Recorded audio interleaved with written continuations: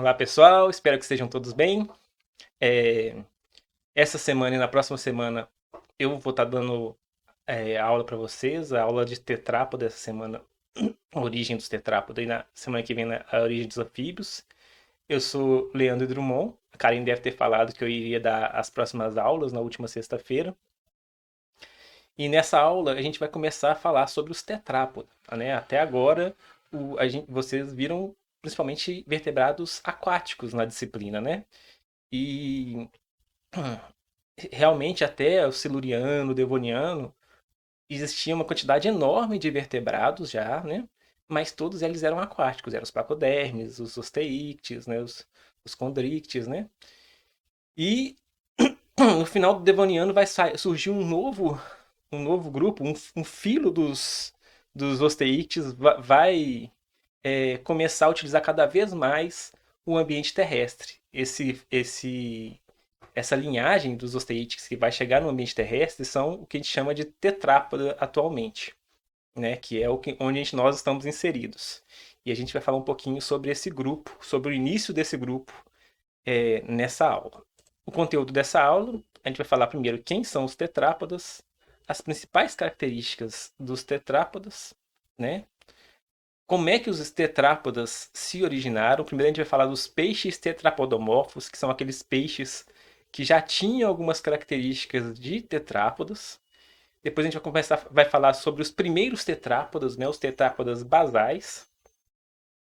E no final da aula a gente vai falar um pouquinho sobre quais que são as diferenças entre o meio terrestre e o meio aquático para a vida dos vertebrados, né? Quais são os desafios, quais são as oportunidades e como esses desafios e oportunidades levou a uma mudança no plano corporal, né, que a gente chama de Bauplan, dos vertebrados. Como é que mudou a morfologia, mudou o comportamento, mudou a fisiologia. É,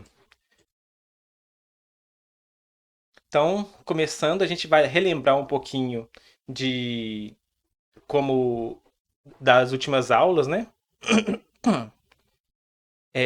No período siluriano, houve o aparecimento dos primeiros fósseis, né? Quando a gente vai nos registros fossilíferos do período siluriano, surgem os primeiros fósseis de peixes, né? E logo no período siluriano mesmo tem uma diversificação enorme dos peixes. E os peixes eles logo se dividem em dois clados principais, o que a gente chama de actinopterige, que são os peixes de nadadeiras raiadas, que a gente chama atualmente, são a maioria dos peixes que existem atualmente, né? E que vocês, eu acho que viram na última aula. E os sarcopterige, que vocês viram na última aula também, que são o que a gente chama de peixes de nadadeira lobada, que atualmente eles são compostos pelos selacantos, né, os actinídeos, os peixes pulmonados atuais, que são os dipnoi, e um ramo do Sarcopterídea que invadiu o ambiente terrestre no período devoniano, né, há cerca de 360 milhões de anos atrás. Eles começaram a invadir essa linhagem, começou a invadir o ambiente terrestre e mudou completamente a sua forma, perdeu as nadadeiras, começou a ter membros com dedos livres, e hoje em dia a gente chama esses bichos de tetrápoda. Então, os tetrápodas atuais são os anfíbios, né? Os rãs, sapos, pererecas, as salamandras, os tritões, as cecílias, né? São os mamíferos, incluindo a gente, são os répteis, né, os quelônios, crocodilianos, os esquamata, lagartos e serpentes e cobras de duas cabeças, e as aves, que também são répteis. Eu acho que a Karine já falou isso nas primeiras aulas e vocês vão ver isso de novo nas próximas aulas. Então, atualmente existem cerca de 30 mil espécies de tetrápoda. Tetrápoda, do grego tetra, quatro, e poda, patas. Então, eles são caracterizados por ter quatro membros com dedos livres, que a gente chama de patas, né? E a gente pode até perceber que alguns perderam secundariamente esses membros, né? Hoje em dia, as serpentes não têm nenhum vestígio de membros. Apesar de algumas espécies, como por exemplo a sucuri, existe um resquíciozinho do membro posterior, a cintura pélvica. mas a maioria das serpentes não tem um registro de membros. Mas se a gente for, por exemplo, ver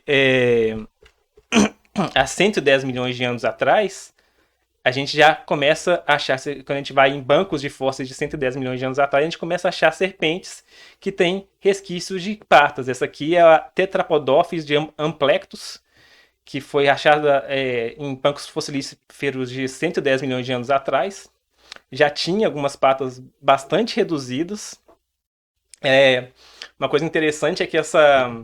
Não tão interessante assim, né? Mas que é alarmante, é que esse fóssil ele foi achado na região do Crato, no Ceará. Você já deve ter ouvido falar dessa região, que ela é bastante prolífica em fósseis de várias épocas. E ele foi traficado há algumas décadas para a Alemanha. E esse fóssil foi descrito por pesquisadores estrangeiros a partir de um fóssil que estava numa coleção particular na Alemanha proveniente de tráfico de fósseis. E isso é uma coisa bastante comum. Tem muito tráfico nessa região do Crato. Até entrou uma discussão bastante forte aí nas redes sociais ultimamente sobre isso. Alguns de vocês devem ter visto. E a gente pode discutir isso um pouquinho mais na sexta-feira. Então, quais que são as sinapomorfias dos tetrápodas? Primeiro, eles têm, como eu falei, 4 apêndices, né? Então, não tem mais nadadeiras. As nadadeiras dos ancestrais dos tetrápodas foram gradualmente se transformando em membros, né? Membros não tem mais aquelas membranas, então são membros com dígitos livres, né? Não tem mais nadadeira raiada na ponta dos membros. Uma outra característica, uma outra sinapomorfia dos tetrápodas é o osso olécrano na una, né? Que é basicamente esse osso da pontinha do nosso cotovelo, que ele é um osso aqui da una, do nosso antebraço, que serve para ancorar o nosso tríceps. E ele vai ser importante, principalmente nos primeiros tetrápodas, para eles conseguirem se levantar do substrato, né? Então, para eles conseguirem fazer esse movimento de se levantar do substrato. Outra sinapomorfia bastante importante logo dos primeiros tetrápodas, que surgiram logo nos primeiros tetrápodas, é a presença de zigapófises nas nossas vértebras. Zigapófises são essas reentrâncias aqui que tem na parte de trás das vértebras e na parte da frente. Então, as vértebras vão se conectando uma com a outra a partir dessas zigapófises, e isso faz com que a vértebra fique mais estável, né? Porque agora, no ambiente terrestre, a ação da gravidade é muito maior, porque na água, o peixe está flutuando na água, então tem um empuxo da água que faz com que a gravidade seja meio que anulada, então o peixe praticamente não tem peso dentro da água, né? Ou pelo menos isso não resulta numa força muito grande da gravidade nos órgãos e nos ossos dos animais. Já nos tetrápodes, que agora começaram a invadir o ambiente terrestre, a gravidade vai ser uma força muito importante. Então surgem essas zigapófises que são áreas de ancoragem de uma vértebra na outra, para que a vértebra não para que a coluna vertebral não fique curva, né? Para ela ficar bastante rígida e proteger melhor o nosso sistema nervoso, né? Então vamos falar um pouquinho agora do início, como é que tudo começou na história dos tetrápodas, né? Como eu falei, os primeiros tetrápodas surgiram já no finalzinho, bem no finalzinho mesmo do período devoniano, e depois se diversificaram bastante no período carbonífero, mas os primeiros foram no finalzinho do período devoniano, há 360 milhões de anos aproximadamente. Nesse período, o ambiente aquático ele tinha uma diversidade enorme de peixes e plantas e micro-organismos.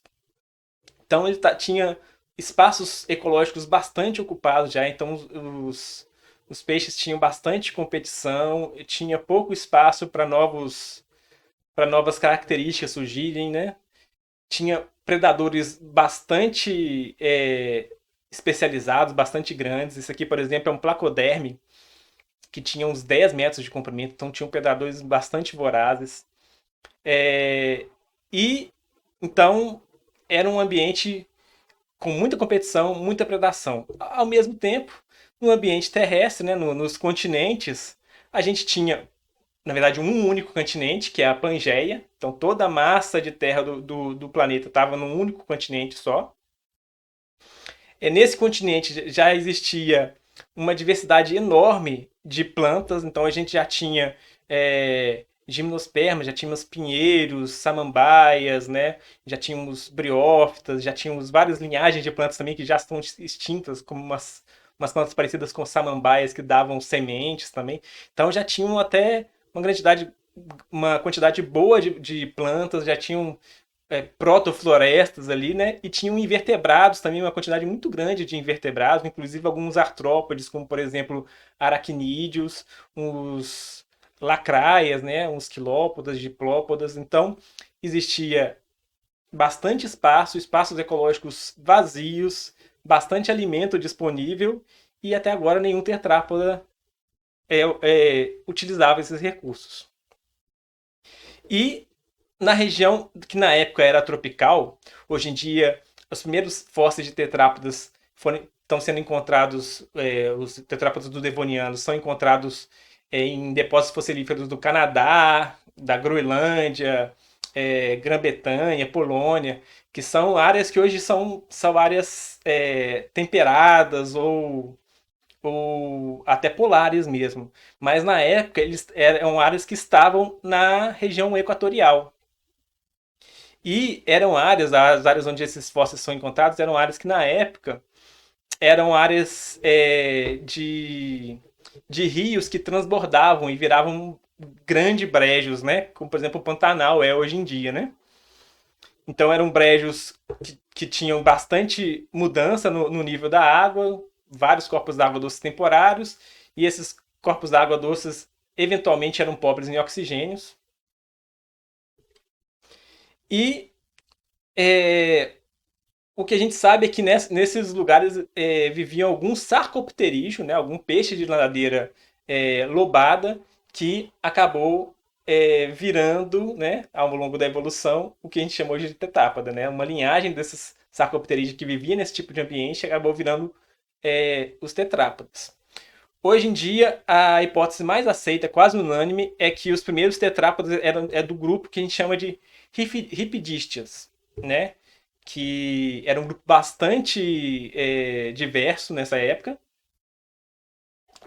Ele surgiu logo no início do período devoniano, num ambiente de água salgada, mas depois ele esse grupo invadiu a água doce e se diversificou enormemente nas águas doces desse período. Então, no final do período devoniano, os principais predadores de água doce eram desse grupo, os ripidísteas.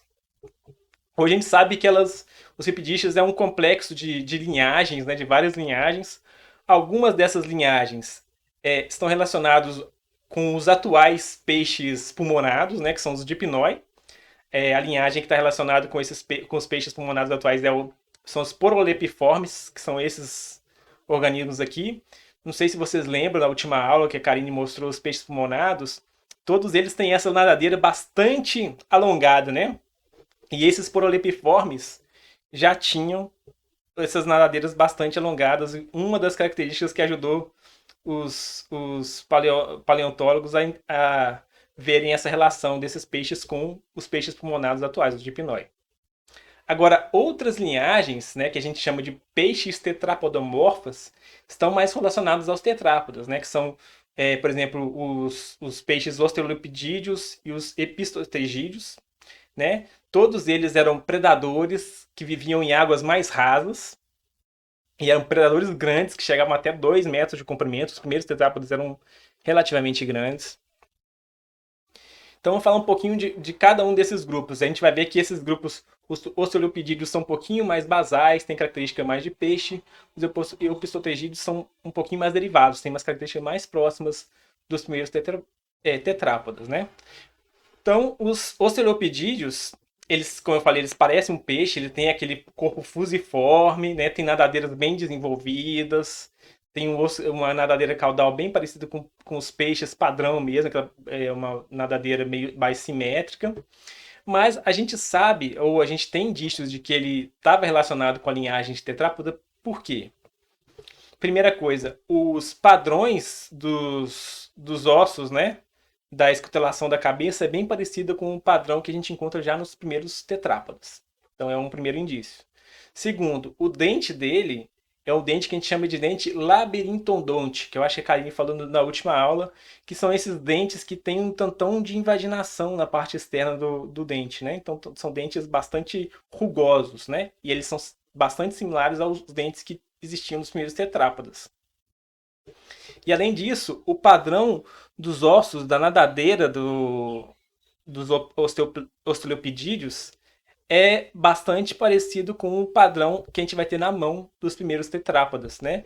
No Sarcopterige padrão, a nadadeira padrão que a gente tem no Sarcopterige é essa nadadeira que é meio simétrica, né? Nós temos uma haste de ossos no meio e vários ossinhos saindo ao longo da nadadeira. Agora, o dos peixes tetrapodomorfos, eles já vão ser mais assimétricos, né? Então, são uma protomão aí. É, Então, esses são os oleopidídeos, são animais mais basais, mais antigos, e os eupistotegídeos são animais um pouquinho mais derivados. Eles vão ficando, por exemplo, mais achatados dorsoventralmente, então eles são assim, né? Provavelmente para se alimentar em águas rasas. Eles já perderam a nadadeira dorsal e a nadadeira pélvica, então, nadadeira pélvica não, nadadeira anal, né? Então, perdendo todas essas nadadeiras ímpares que os peixes têm, exceto a nadadeira caudal, ainda tem um resquício bem pequeno da nadadeira caudal, que não é mais alta e simétrico, né? Ela era baixinha também, para o animal conseguir nadar em águas rasas. É, A costela começa a ser projetada ventralmente, igual é a dos tetrápodes, igual é a nossa, por exemplo, né? Então, antes as costelas eram voltadas para cima e agora começam a ser voltadas para baixo. É, E a cabeça do bicho é bastante achatada. O corpo de maneira geral, né? Como eu falei. Então, até muito recentemente, esse peixe aqui, o Panderictis, né, que é um epistotegídeo, era considerado o animal mais próximo, né, que tinha características mais próximas dos primeiros tetrápodas. Mas em 2006 foi descoberto aqui na região do Canadá, na região das Ilhas Ellesmere, uma área bem polar, um fóssil desse animal aqui. Isso aqui é uma reconstituição que fizeram dele, que é o Tiktaalik rose, que é um peixe tetrapodomorfo. Ele é extremamente similar aos primeiros tetrápodas. Ele já tem características bastante derivadas que antes a gente não conhecia peixes que tinham essas características, como por exemplo, nos peixes que a gente viu anteriormente, a cintura, ela tá, a cintura peitoral, né, a cintura pélvica, ela tá, pélvica não, a cintura escapular, ela tá presa aos ossos que estão conectados à cabeça, né? Então, nós temos aqui a protocintura, os ossos que vão virar cintura, que são esses aqui, estão presos aos ossos operculares, que estão presos à cabeça. Então, tudo é uma massa só.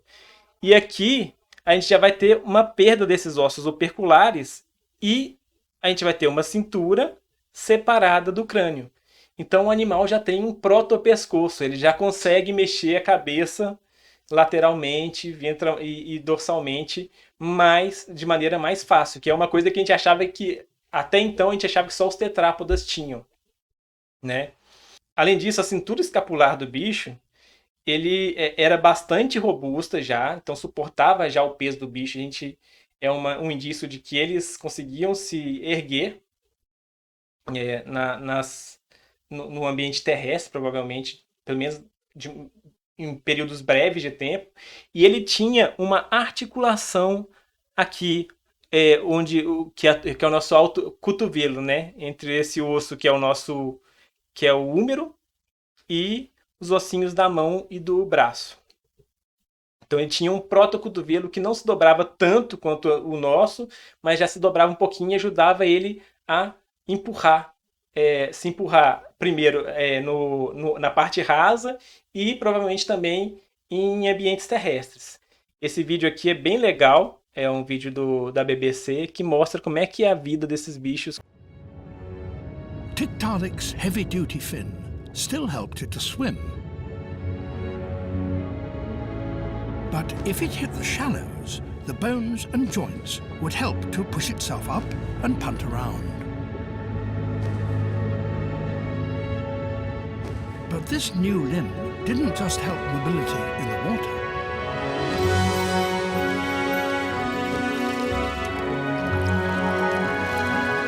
It became the driving force behind one of the most spectacular events in evolutionary history. The arrival of the first vertebrate animals on land.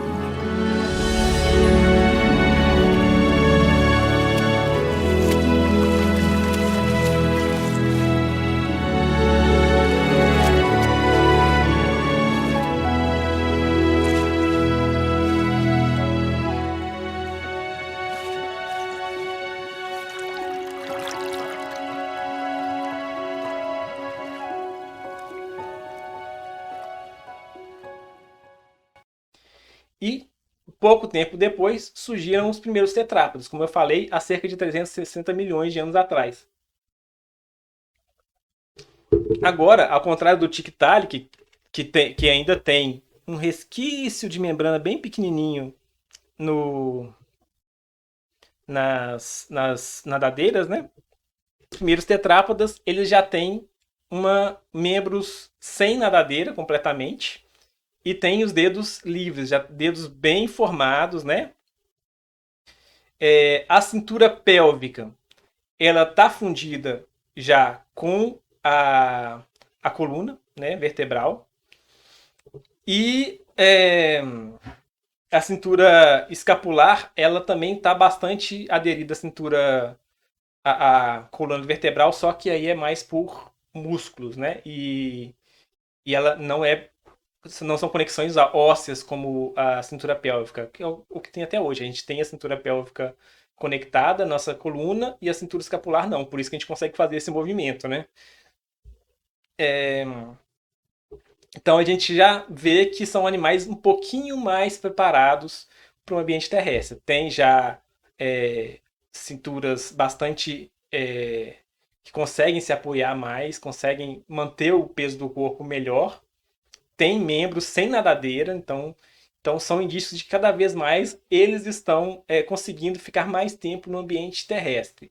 Mas esses primeiros tetrápodas, que são o Acanthostega, que é o tetrápoda mais antigo que a gente conhece, e o Ichthyostega, que ainda é do período devoniano, mas é um pouquinho mais recente, eles têm vários indícios de que eles são, na verdade, primariamente aquáticos, né?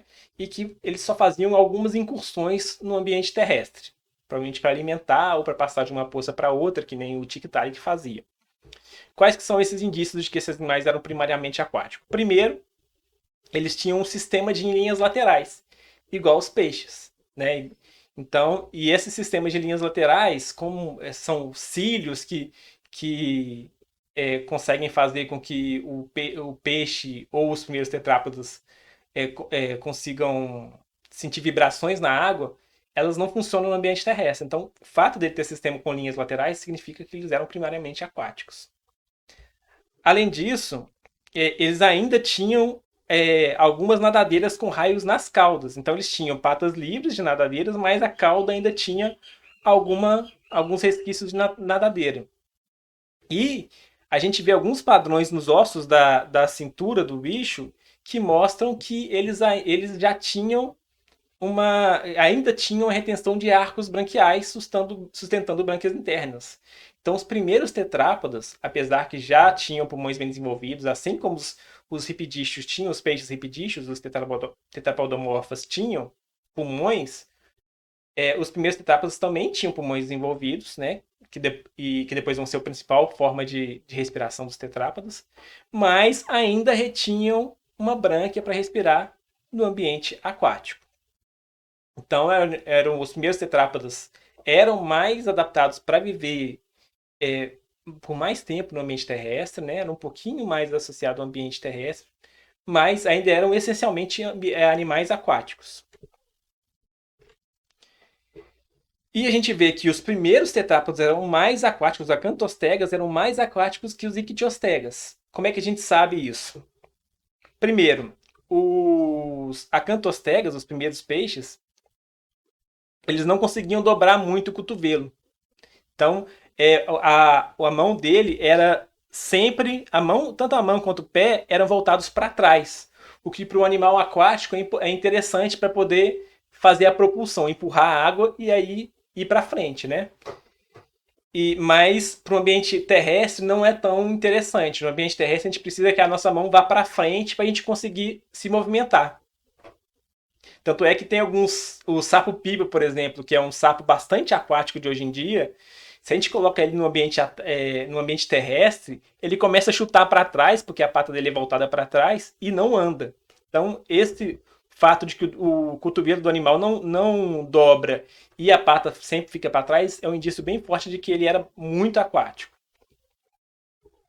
Já o Ichthyostega, ele conseguia dobrar a mão da frente, os membros dianteiros para frente. Então ele já conseguia, pelo menos com o membro dianteiro, se arrastar direitinho no ambiente terrestre.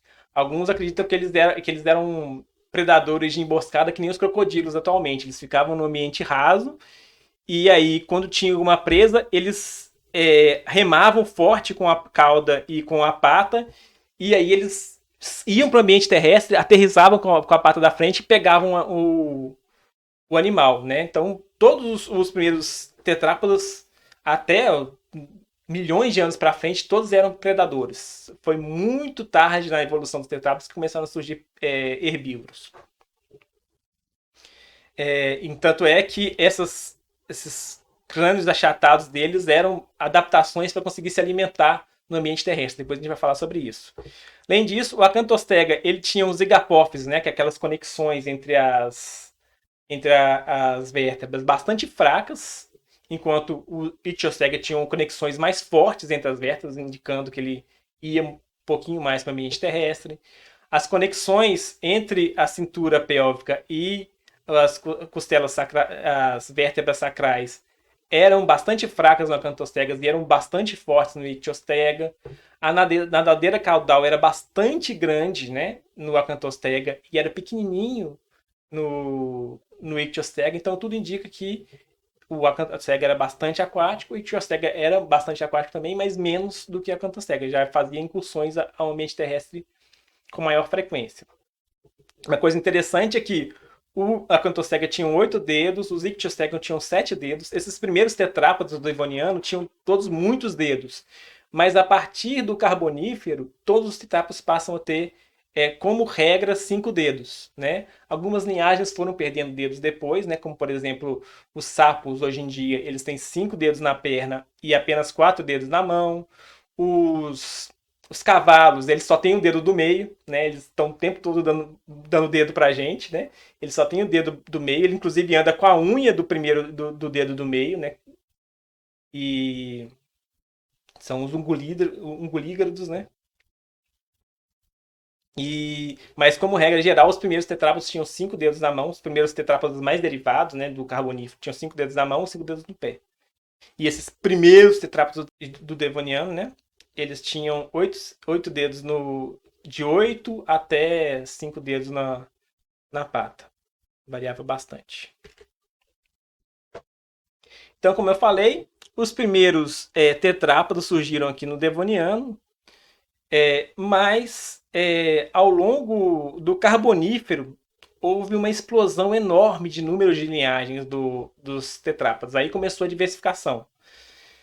E logo no Carbonífero, no começo da diversificação dos tetrápodes, a gente já teve uma divisão em 2 principais clados, que são os batracomorfas, né, que são um clado que vai continuar bastante associado ao ambiente aquático, que não vai conseguir ser com grande frequência ser realmente terrestre, né, que é o que vai dar origem aos nossos anfíbios atuais, os lisanfíbios, né, e um outro clado que são os reptiliomorfas, que são os animais que gradualmente vão indo mais para o ambiente terrestre, né? Então, por exemplo, eles vão dar origem aos nossos aminiotas, né? Que tem ovos com amnion, né, que é aquela membrana que ajuda a proteger o ovo contra a dessecação, um ovo que vai ter casca para proteger contra a dessecação e para permitir trocas de gasosas, né, no ovo no ambiente terrestre. Então esse grupo vai gradualmente indo mais para o ambiente terrestre e vai dar origem aos nossos mamíferos e aos nossos répteis, incluindo as aves, né? Então aqui estão, logo no Paleozoico aqui ainda, nós temos uma diversificação bastante grande, tanto dos Batrachomorpha quanto dos Reptiliomorpha. No livro, se vocês pegarem para ler os capítulos, você vai ver mais fotos. Então tem uma diversidade morfológica dos dois grupos muito grande, já no Paleozoico aqui, né? Logo no comecinho da diversificação. Então, a gente vê que a gente tem uma evolução gradual, né? Desde os peixes tetrapodomorfos, até os primeiros tetrápodas, a gente tem uma graduação de animais mais com formato de peixe para animais com mais formato de tetrápodes, realmente, de animais que suportam uma vida terrestre, né?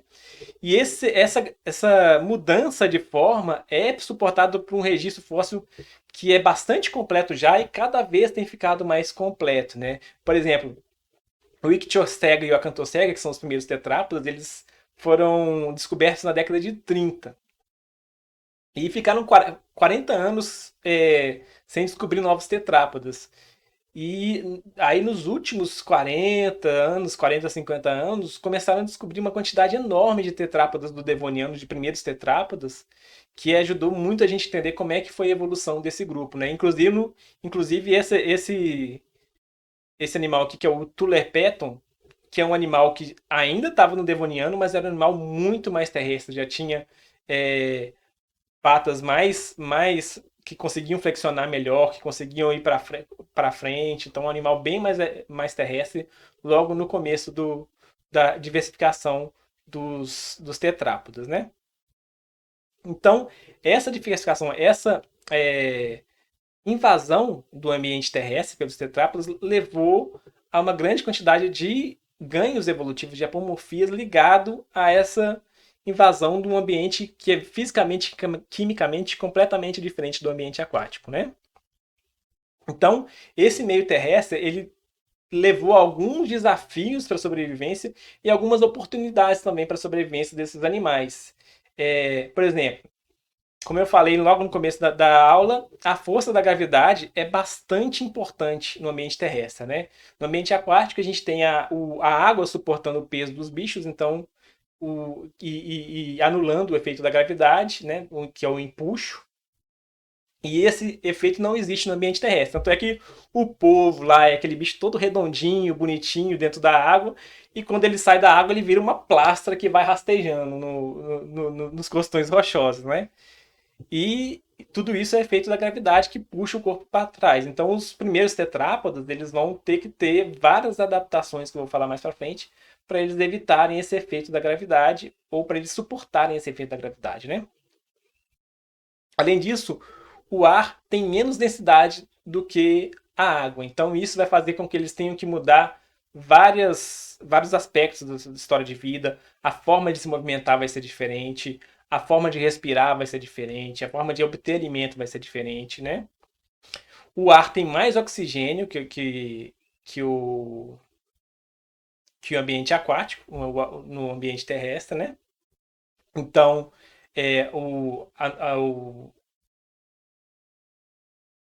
isso vai mudar também a forma que a gente respira, a quantidade de atividade que o animal consegue fazer. Então, a gente vai poder ter um metabolismo maior, né, nos animais terrestres. Além disso, a temperatura varia muito mais no ambiente aquático de uma hora para outra. A água ela mantém uma temperatura mais constante, né? Enquanto no ambiente terrestre a temperatura varia entre minutos, já tem uma variação de temperatura muito brusca. Então os animais vão ter que saber lidar com isso também. Dessecação é uma coisa importante no ambiente terrestre que os animais aquáticos não tinham tanto problema, né? Então reter água no corpo. E todas as formas de se comunicar ou de sentir o ambiente vão ser bastante diferentes do meio terrestre, quando comparado ao meio aquático. Então a gente vai falar um pouquinho sobre isso. Então a gente vai ter uma série de mudanças na estrutura do corpo dos animais, né? No bauplano do animal. Então vai ter mudança na estrutura do esqueleto, da musculatura, de todos os sistemas digestivo, respiratório, circulatório, os órgãos do sentido vão ter que mudar, o sistema reprodutor vai mudar, né? Por exemplo, a fecundação agora vai ser principalmente interna, principalmente nos animais mais terrestres, porque no ambiente terrestre a fêmea deposita o ovo no chão e o macho deposita os espermas, não vai ter mais a água para os espermas nadarem até os ovos. Então, o sistema, a reprodução vai ter que ser principalmente interna nos animais mais terrestres. Então, vamos falar um pouquinho sobre algumas dessas mudanças. Começar com mudanças no sistema esquelético e muscular, né?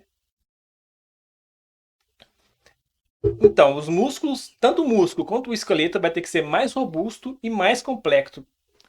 Primeiro, para suportar a gravidade e para desempenhar uma série de funções cada vez mais diversas, né?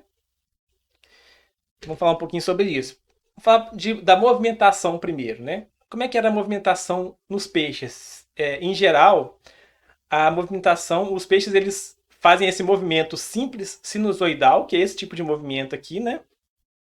Em que eles empurram a água para trás com a cauda e com o corpo, né? Então eles vão fazendo contrações musculares de um lado e do outro, do lado e do outro, e eles empurram a água para trás e eles são movidos para frente pela água, por uma força contrária, né? Mas esse tipo de movimento não é eficiente no ar, porque a água ela é mais viscosa. Então, quando a gente empurra ela empurra a gente para frente com muito mais intensidade do que o ar faz, né? Então, esse movimento que a gente faz no ar, ele fica parado, né? Só depois as aves vão conseguir ter esse movimento de empurrar o ar para trás, né? Quando ele está voando, e conseguir ir para frente. Mas aí eles vão ter uma série de adaptações para isso. Então, os tetrápodes não usam mais o corpo para se movimentar que nem os peixes.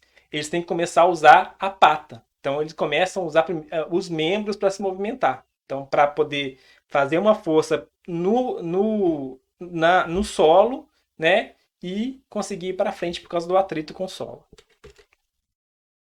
Então, os primeiros tetrápodes, né, tinham um movimento bastante parecido com os das salamandras hoje em dia ainda, de algumas salamandras hoje em dia, que são movimentos simples sinusoides, igual os dos peixes, mas com os pés ancorando no solo, né? Então você vê aqui que o movimento é bem parecido com o peixe, mas ele contrai esse músculo, coloca a pata para frente, ancora a pata para frente, depois contrai esse músculo, coloca a outra pata mais para frente, ancora a pata e vai fazendo esse movimento. Então um movimento com o corpo e com as patas ancorando o corpo e puxando o corpo para frente, né?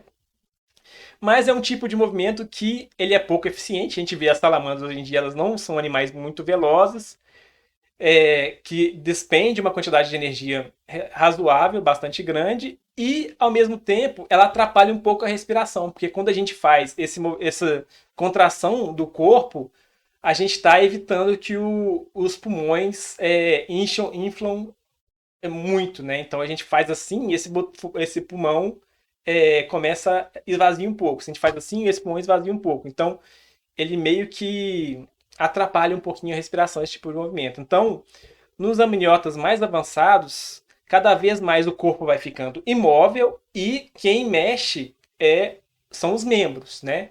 Então, com isso, a locomoção começa a ter uma diversidade muito grande ao longo dos milhões de anos em que esse grupo se irradiou, né? Então, nós vamos ter animais quadrúpedes que vão se movimentar com as patas de maneiras cada vez mais diferentes, né? Vamos ter animais que usam que cada hora coloca só uma pata para fora, outros animais que conseguem se movimentar em pulos, vamos ter animais bípedes, né, que estão passadas ou então que pulam.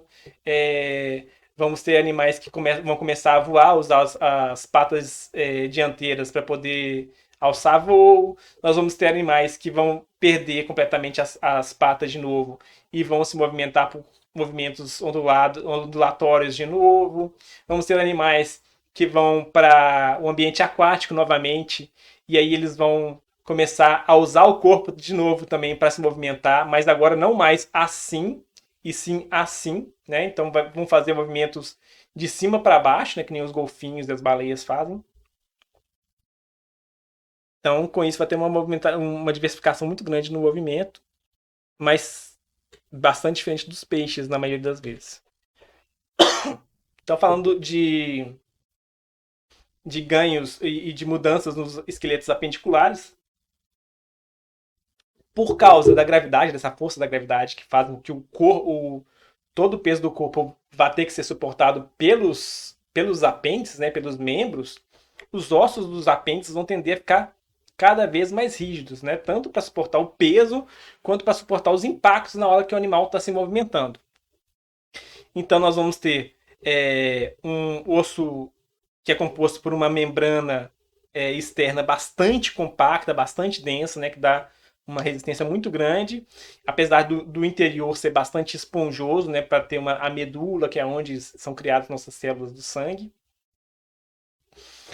Além disso, nas juntas dos nossos membros, a gente vai ter cartilagens e também vai ter um líquido, um compartimento que vai ter um líquido que a gente chama de líquido sinovial, que ajudam a diminuir o atrito entre os ossos, né? Então, para evitar que os ossos fiquem gastos.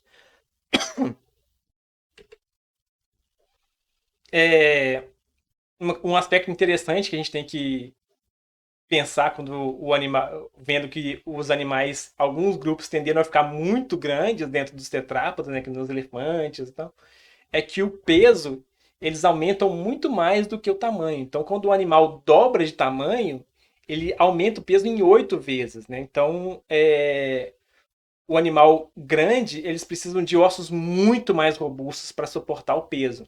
Então a gente vê esses dois animais aqui que estão numa escala, fotografias com escalas semelhantes, a gente sabe que esse aqui é o animal maior. Por quê? Porque ele tem ossos bastante largos, que é para suportar o peso dele. Esse aqui é um elefante, esse aqui é um gato, né?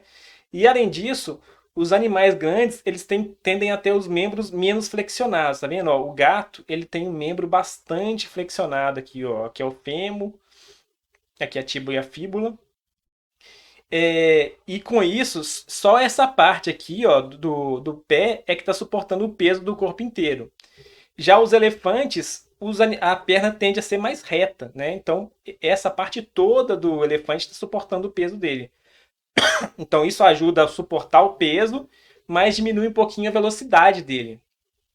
Então uma demanda conflitiva aí. A gente vai ser grande e menos veloz, vai ser pequeno e ágil, né?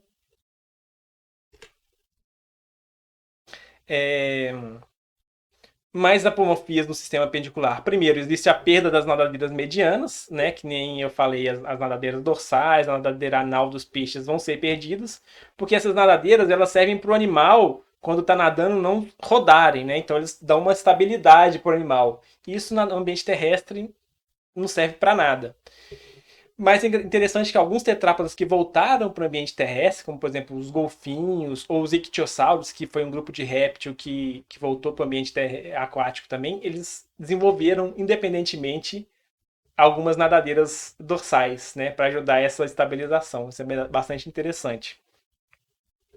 Os membros dos vertebrados, eles são compostos pela cintura e por cinco segmentos articulados, né? No caso da pata traseira, nós temos o fêmur, a tíbia e a fíbula formando uma parte só, o tarso, o metatarso, que são o nosso pé, e as falanges, que são os dedos, né?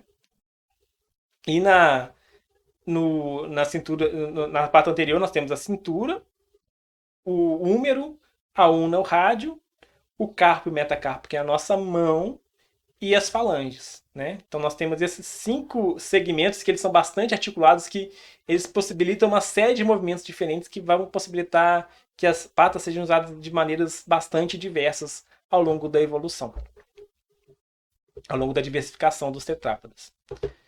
A cintura pélvica, como eu falei, é bastante presa a coluna vertebral pelas vértebras sacrais, que são vértebras que foram modificadas para suportar a cintura. E a cintura escapular ela é presa por músculos e tecidos conectivos, né? Então elas são mais maleáveis, né? E os membros dianteiros eles são mais maleáveis e a cintura ela se move mais. É interessante que nos pterossauros surgiu uma conexão entre a cintura e a coluna vertebral na cintura escapular.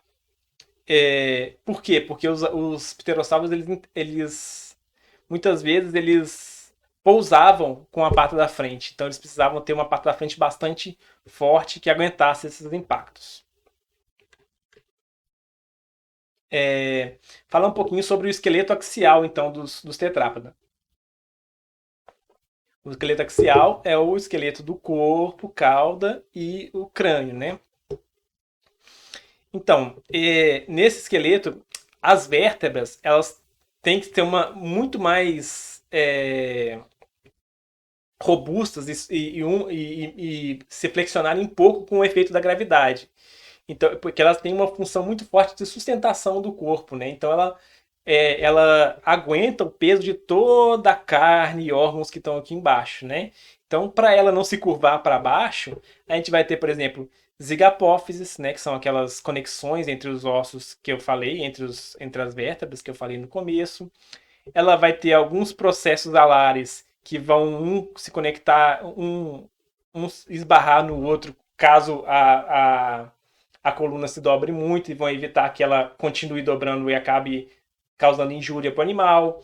Elas vão ter arcos neurais, né, que vão ajudar a ancoragem de músculos da costa, que vão dar uma sustentação bastante grande para essa espinha, né? Então, tudo isso para proteger, tanto para sustentar como para proteger nosso cordão espinhal.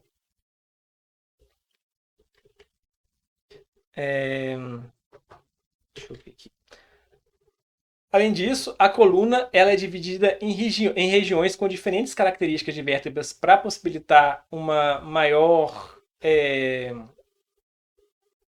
compartimentalização das formas que o corpo se move, né? Por exemplo, a gente vai ter aqui na frente da nossa cintura escapular, a gente vai ter as vértebras cervicais, né? Que permite a rotação, né? Que são as vértebras do nosso pescoço. Então, ela permite uma rotação do pescoço, tanto para o lado quanto para frente e para trás. E, além disso, as primeiras vértebras cervicais são o atlas e o axis, que foram bastante modificadas para encaixar o crânio. Isso aconteceu nos mamíferos, né?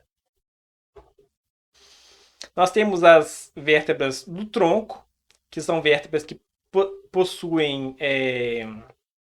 que são bastante rígidas para suportar o peso dos órgãos, das vísceras, né? E além disso, também elas tendem a suportar uma costela bastante desenvolvida. Nos mamíferos, a porção traseira das vértebras do tronco perdem essas costelas. Então a gente tem uma diferenciação das vértebras torácicas e as vértebras lombares. Mas na maioria dos tetrápodas, nos primeiros tetrápodas, todas as vértebras do tronco tinham costelas. Essas costelas eram usadas para proteger os ossos, auxiliavam na respiração dos animais, que a gente vai ver mais para frente, e davam alguma sustentação também para os músculos que ajudavam a sustentar o corpo, né?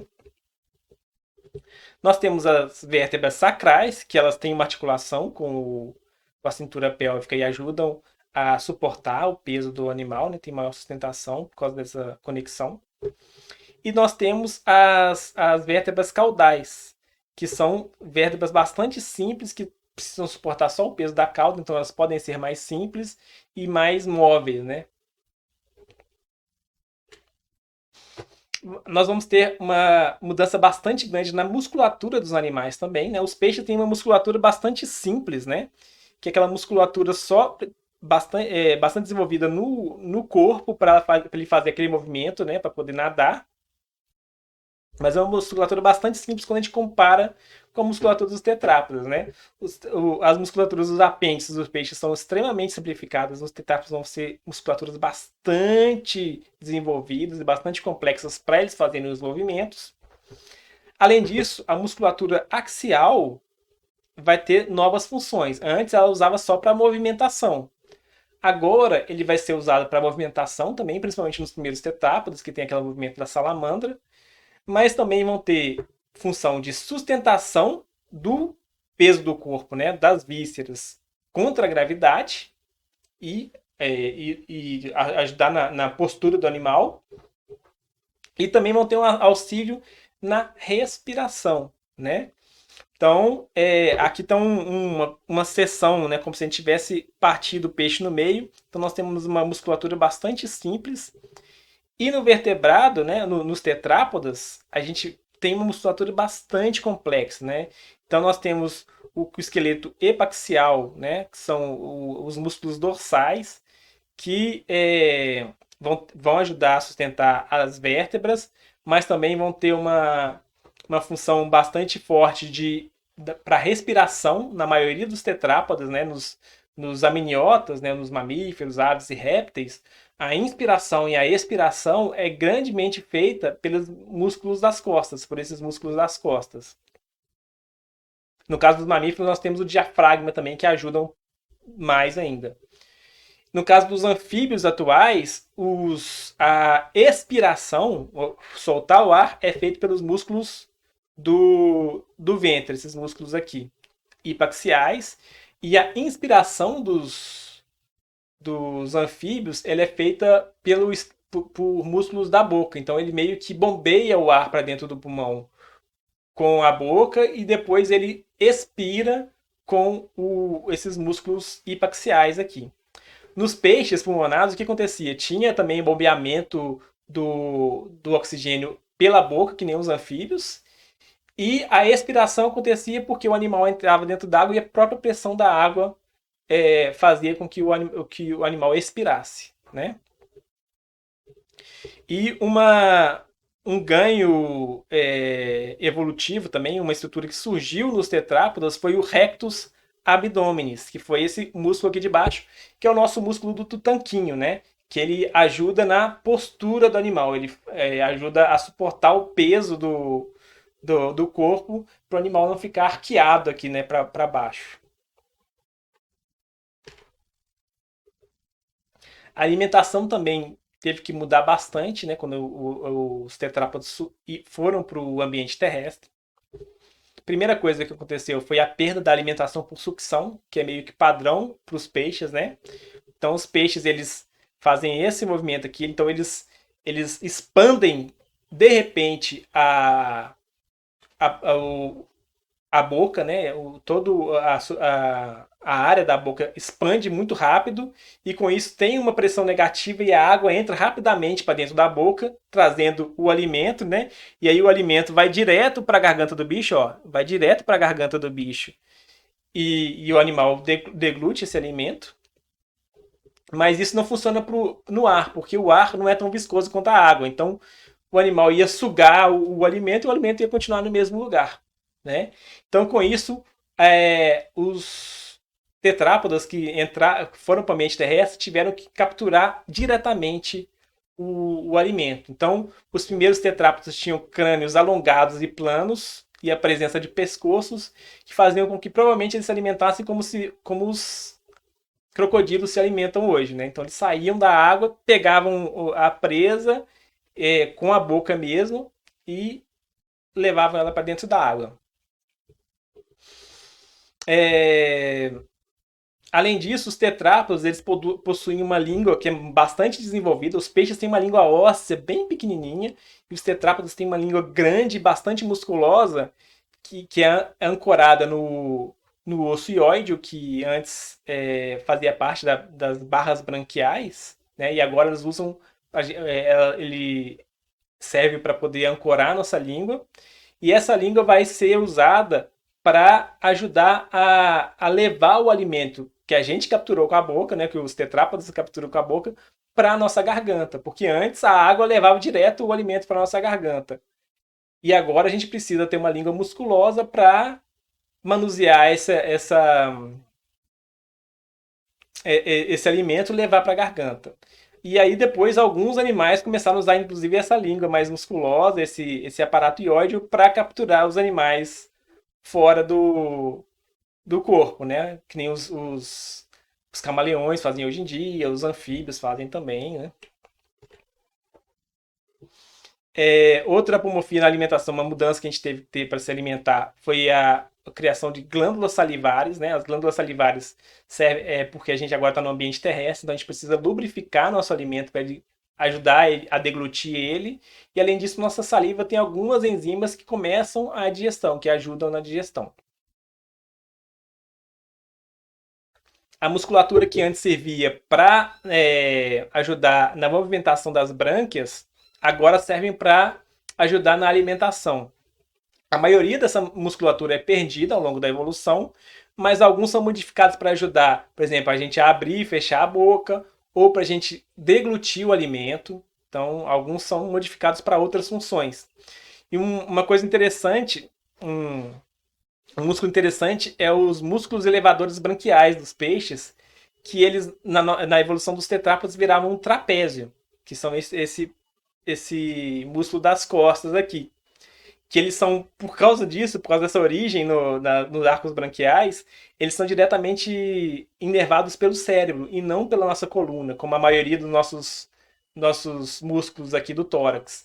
Então, como por exemplo, as pessoas ficam tetraplégicas, elas não conseguem mover nenhum músculo do tronco, exceto o trapézio. Então, elas conseguem fazer algumas movimentações nas costas, exatamente por causa da nosso parentesco com os peixes, né? Então, essa músculo costal nosso, na verdade, era um músculo da brânquia dos peixes.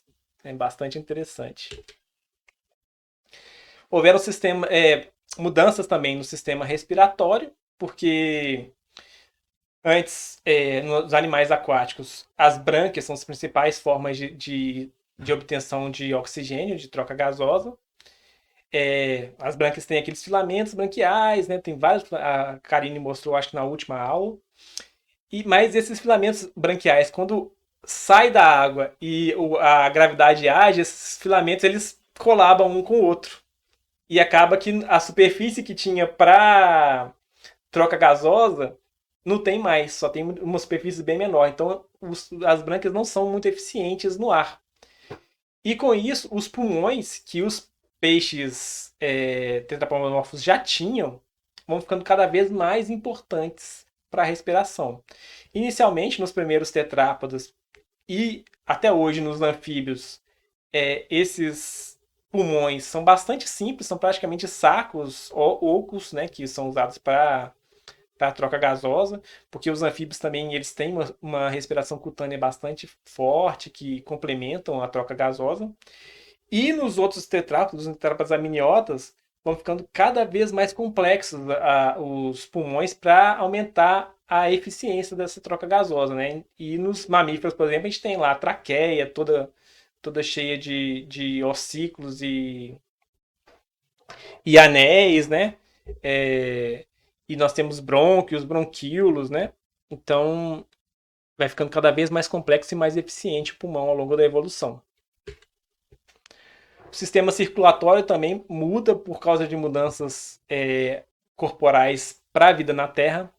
Primeiro, o coração, que antes era bastante anterior, né? Ficava onde hoje seria aqui quase no nosso pescoço, no nosso peito, porque estava mais associado às áreas, às brânquias, né, dos peixes.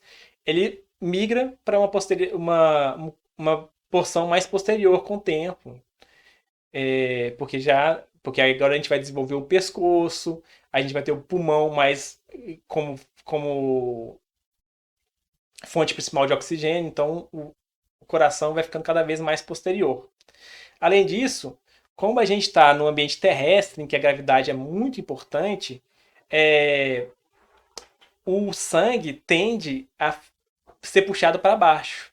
Então o coração precisa ser muito forte para contrabalancear esse efeito da gravidade. Se o coração fosse muito fraco, o sangue ia para nossas pernas, ia para os apêndices dos tetrápodos e iam ficar parados lá.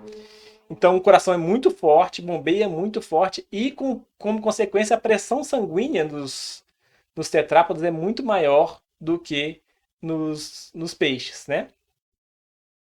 Então com isso, como a pressão sanguínea é muito alta, nos capilares existe alguma perda da parte não celular, do plasma sanguíneo, né? Então o plasma sanguíneo acaba sendo expulso dos capilares por causa dessa pressão muito forte.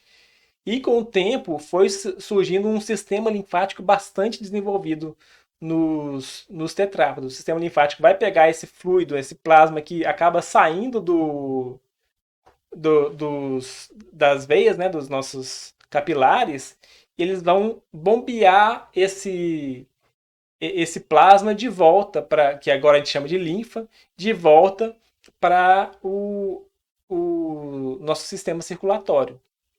Então, ajuda no transporte de fluidos dentro do corpo e, ao longo do desenvolvimento dos tetrápodos, esse sistema linfático começou a ser utilizado também como principal veículo do nosso sistema imunológico, né? Onde criam nossas imunoglobulinas e tal.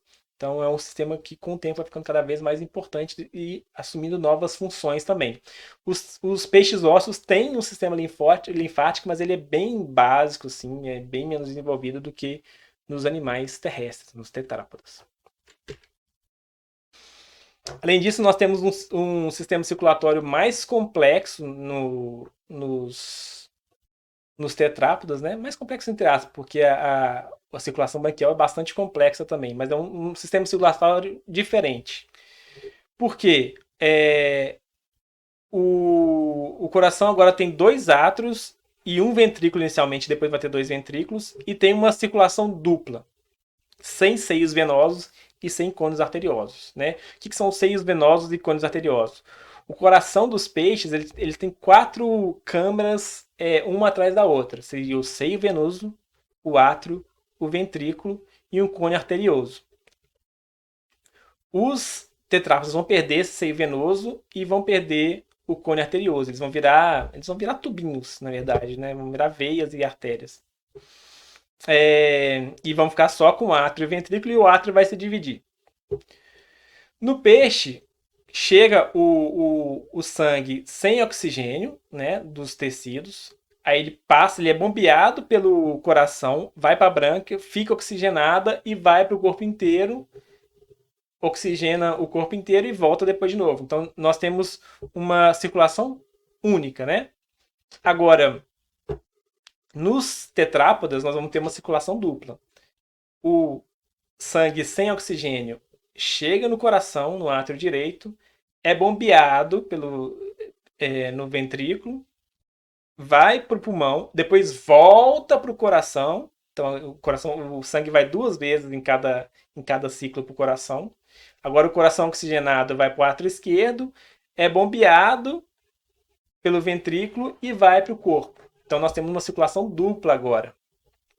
Com o tempo, nos primeiros tetrápodos, o sangue não oxigenado e o sangue oxigenado misturam um pouco. Eles têm alguns sistemas aqui no interior para poder separar um pouco o sangue não oxigenado do oxigenado, mas ainda existe uma mistura bastante grande desse sangue.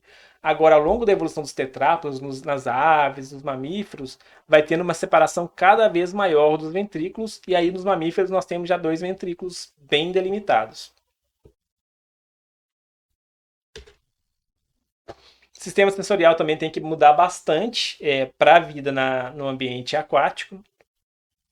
Por exemplo, a visão muda bastante porque, primeiro, a nossa córnea, né, a parte mais externa do olho, ela tem uma refração, um poder de refração bastante similar à da água. Então, a luz que chega na córnea, ela passa praticamente reta pela córnea. Enquanto aqui no ambiente terrestre, a córnea ela tem uma refração maior do que a refração do ar, não da água aqui. Então ele ajuda no foco. quando a luz bate na córnea, ela é um pouquinho, ela muda um pouquinho a sua direção. Então ela ajuda já a começar a focar a imagem que vai ser projetada aqui na retina. Além disso, o foco dos peixes e dos tetrápodes é feito de maneira diferente. A lente dos peixes é bastante redonda e a gente foca os objetos mais longe ou mais próximos, movimentando essa lente para frente e para trás com com a ajuda desses músculos. Já nos tetrápodes, na gente, não existe essa movimentação da lente para frente e para trás. O que acontece é que a lente é mais achatada e quando a gente quer focar mais na frente ou mais atrás, em objetos mais na frente ou mais atrás, essa lente ela é deformada. Músculos fazem ela ficar mais arredondada ou mais achatada, fazendo com que a imagem chegue focada no fundo da nossa retina. Então é uma mudança aí que tem nos animais tetrápodes. E além disso, os olhos precisam ficar úmidos, né? Porque as lentes transparentes precisam de umidade para não ressecar. Então surgem as pálpebras para reter a umidade e as glândulas lacrimais para manter os olhos úmidos. O olfato também muda. Nos peixes, nós temos 2 narinas externas de cada lado. Então a água entra aqui nessa narina, ativa aí as partículas de cheiro ativam o olfato e depois a água sai por essa narina. Agora, nos tetrápodes existe uma narina externa e uma interna. Então agora o ar com as partículas de odores entram aqui na narina, ativam o sistema olfativo aqui no nariz e depois entram aqui no céu da boca e vão para o pulmão, para nossa respiração. E além disso, os tetrápodes têm um sistema de olfato novo, que é o órgão vômero-nasal. Se a gente vê, a gente tem 2 furinhos no céu da boca, que é um órgão vômero-nasal. Que nas serpentes ela é bastante desenvolvido, né? Que é o órgão de Jacobson, também conhecido, né? As serpentes, elas tiram a língua para fora, captam partículas de cheiro com a língua, depois colocam a língua na boca e colocam essas duas, a língua bífida no céu da boca. E com isso ele consegue sentir mais odores, né? Se você for ver alguns caprídeos, alguns ungulados, também quando os machos estão perto de fêmeas e querem saber se as fêmeas estão no cio, eles fazem esse movimento aqui, ó, eles levantam o lábio, abrem a boca para as partículas de cheiro que vêm da fêmea irem direto para o órgão vômero-nasal e eles saberem se a fêmea tá no cio ou não, né? Para ele fazer a cópula. Então, nós temos um sistema olfativo muito mais complexo. Por quê? Porque as partículas de cheiro, elas viajam bem mais rápido no ambiente terrestre, né? Então acaba que o olfato é o principal órgão do sentido para muitos animais terrestres. A audição também muda. Nos peixes, a linha lateral, né, que é aquelas células ciliadas ao longo do corpo, ajuda um pouquinho no sentido que é próximo da audição. E além disso, os peixes têm apenas o ouvido interno, que é o que está aqui representado por essa parte azul. Por quê? Porque a densidade do tecido ósseo da cabeça do peixe é bem parecida com a densidade da água. Então, quando chegam vibrações da água na cabeça do peixe, essa vibração é transmitida rapidamente, de maneira bastante eficiente, para o interior da cabeça do peixe. Então, isso faz com que essa parte aqui, que é uma parte do ouvido interno que é cheio de cílios, seja vibrado e o animal consiga ouvir os sons aquáticos, né? Mas no ambiente, quando a gente está no ambiente aéreo, né, quando a gente está na terra, o ar não tem a mesma densidade dos nossos tecidos da cabeça. Então a gente precisa agora de um ouvido externo e de um ouvido médio para poder fazer a audição. O ouvido externo, ela vai servir para receber a vibração aérea, porque o som é uma vibração do ar, né? Quando a gente está no ambiente terrestre. Então a gente vai ter esse ouvido, esse canal que vai trazer essa vibração do ar para dentro do nosso ouvido. E o ouvido médio, ele vai amplificar essas vibrações para chegar com mais força no nosso ouvido interno. Então nós vamos ter o tímpano que vai começar a vibrar, né, que é uma membrana que vibra quando chega as vibrações do ar. E esse tímpano, nos primeiros tetrápodos, vai vibrar um ossinho que é o estribo. Então ele vai vibrar o estribo e o estribo vai pegar aquelas células com cílios aqui do ouvido interno e vai vibrar eles e a gente vai conseguir ouvir com eficiência. Nos tetrápodas, depois, mais adiantados, nos mamíferos, a gente vai ter mais 2 ossinhos nesse ouvido médio, né? Que são o martelo e a bigorna, né? Que são ossos das mandíbulas dos primeiros tetrápodas modificados. O canal do ouvido médio, ele inclusive é o espiráculo modificado dos primeiros peixes também, que começou a ter uma função da audição. Inclusive ele tem uma conexão com a nossa faringe. Tanto é que quando a gente está com o ouvido com muita pressão, a gente faz uma pressão com a boca e ele acaba ajudando a tirar a pressão do ouvido, né? Uma outra percepção, né? Um outro órgão do sentido que a gente tem, que a gente nem percebe que a gente tem, é a propriocepção, que é uma forma do cérebro reconhecer onde estão as diferentes partes do corpo, né? Porque antes o peixe só tinha a parte axial do corpo praticamente. Os membros, né, que são as nadadeiras, estavam perto do corpo. Agora a gente tem esses membros que são bastante grandes e que se movimentam independente um do outro. Então a gente tem que ter meios de saber onde cada membro está para a gente conseguir sincronizar a movimentação dos membros, né? Então a gente tem esses órgãos no meio das nossas fibras musculares, que são os fusos musculares. E nos nossos tendões a gente tem os órgãos tendinosos de Golgi, que ajudam ao cérebro a perceber onde que está cada parte do nosso corpo, onde que está cada membro nosso. Então é a partir dessa propriocepção que a gente consegue fechar o olho e mesmo assim encostar a ponta do nosso nariz, porque nosso cérebro sabe onde está cada parte do nosso corpo, né? E é isso, gente. Essa foi a aula de hoje.